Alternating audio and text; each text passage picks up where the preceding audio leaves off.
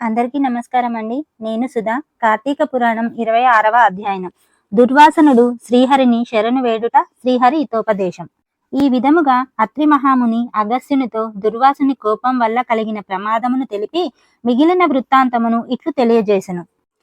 ఆ విధముగా ముక్కోపి అయిన దుర్వాసనుడు భూలోకంలోను, భూవరలోకంలోను, పాతాళలోకం, సత్యలోకములకు తిరిగి తిరిగి అన్ని లోకములలోనూ తనను రక్షింపు వారు లేకపోవటచే వైకుంఠమందున్న మహావిష్ణువు కడకు వెళ్లి, వాసుదేవ, జగన్నాథ, శరణాగత రక్షక బిరుదాంకిత, రక్షింపుము.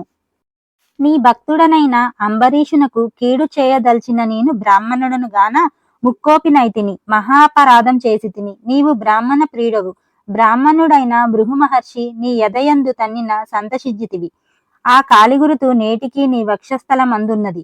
ప్రశాంత మనస్కుడవైన అతనిని రక్షించినట్లే కోపంతో నీ భక్తునికి ఇచ్చిన శాపము నన్ను కూడా రక్షింపుము. శ్రీహరి నీ చక్రాయుధము నన్ను జంపవచ్చుచున్నది అని దుర్వాసనుడు శ్రీమన్నారాయణను పరిపరి విధములా ప్రార్థించెను.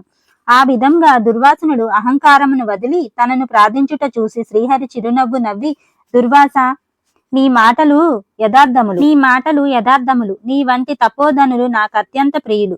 నీవు బ్రాహ్మణ రూపమున్న ఒట్టి రుద్రుడవు. నిన్ను చూసిన వారు మూడు లోకములందు భయపడకుందురా. నేను త్రికారణముల చేత బ్రాహ్మణులకు మాత్రమే ఎట్టి హింస కలిగించను. ప్రతి యుగమందున గో, దేవ, బ్రాహ్మణ సాధుజనులకు సంభవించే ఆపదలను పోగొట్టుటకు ఆయా పరిస్థితులకు తగిన రూపములు ధరించి దుష్ట శిక్ష రక్షణ గావింతును. నువ్వు ఆ కారణముగా అంబరీషుని శపించితివి. నేను శత్రువునైనను మనోవాక్యములందు కూడా కీడు తలపెట్టను. ఈ ప్రపంచమందు గల ప్రాణి సమస్తము నా రూపముగానే జాతును. అంబరీషుడు ధర్మయుక్తంగా ప్రజాపాలన చేయుచుండెను. కాని అటువంటి నా భక్తుని నీవు అనేక విధములా దూషించితివి.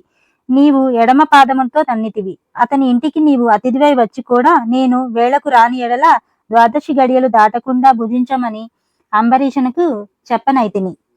అతడు వ్రతభంగమునకు భయపడి నీ రాకకై చూసి చూసి జలపానం మాత్రమే చేసెను. అంతకంటే అతడు అపరాధం ఏమి చేసెను?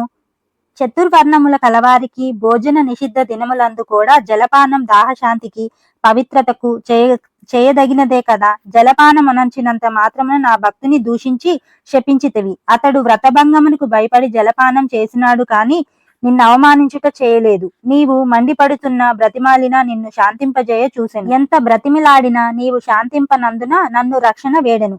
నేనెప్పుడు రాజు హృదయంలో ప్రవేశించినాను. నీ శాపఫలం 10 దినములలో అనుభవించుదునని పలికిన వాడనై నేనే.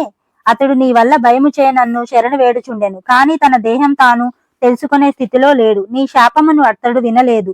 అంబరీషుడు నా భక్త కోటిలో శ్రేష్ఠుడు, నిరపరాధి, దయాశాలి, ధర్మ తత్పరుషుడు. అటువంటి వాడిని అకారణముగా దూషించితివి. అతనిని నిష్కారణముగా శపించితివి. విచారింపవలదు. ఆ శాపమును లోకోపకారణముకై నేనే అనుభవించును అని చెప్పాను. ఆ శాపంలోని మొదటి జన్మ మత్య జన్మ. నీ కల్పమున మానవుని రక్షించు నిమిత్తం సోమకూడను రాక్షసును చంపుటకు మత్య రూపం ఎత్తుదును. మరికొంత కాలమునకు దేవదానవుల క్షీరసాగరమున వధించుట వదన మందార పర్వమున కవ్వముగా చేయుదురు.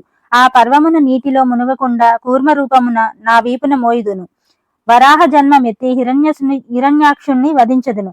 నరసింహ జన్మమెత్తి హిరణ్య కశపుని చంపి ప్రహ్లాదుని రక్షించుతును. బలిచ్చే స్వర్గం నుండి పారద్రోలిబడిన ఇంద్రునకు తిరిగి స్వర్గముకు అప్పజెప్పుటకు వామన రూపమెత్తి బలిచక్రవర్తిని పాతాళ లోకమునకు త్రొక్కివేయదును. భూభారమును మోచుటకై క్షత్రియులకు జంప బ్రాహ్మణుడైన జన్మించి భూభారమును తగ్గించుతును. లోక కంటకుడైన రావణుని చంపి లోకోపకారం చేయుటకు రఘువంశమున రాముడనై జన్మింతును. పిదప యదువంశమున శ్రీకృష్ణుడిగాను, కలియుగమున బుద్ధుడుగాను, కలియుగ అంతమున విష్ణు చిత్తడను, విప్రుడింట కల్కిగాను పేరును జన్మింతును. బ్రహ్మద్వేషులను నిందను చేయువారను మట్టుబెట్టుటకు నీవు అంబరీషునకు శాపరూపమున ఇచ్చిన 10 జన్మలను ఈ విధంగా పూర్తి చేయదను. ఇట్లు నా దశావతారములను సదా స్మరించిన వారికి సమస్త పాపములు హరింపజేసి వైకుంఠ ప్రాప్తి నొసగుదును. ఇది ముమ్మాటికి తథ్యం. 26వ రోజు పారాయణం సమాప్తం. ఓం నమ శివాయ.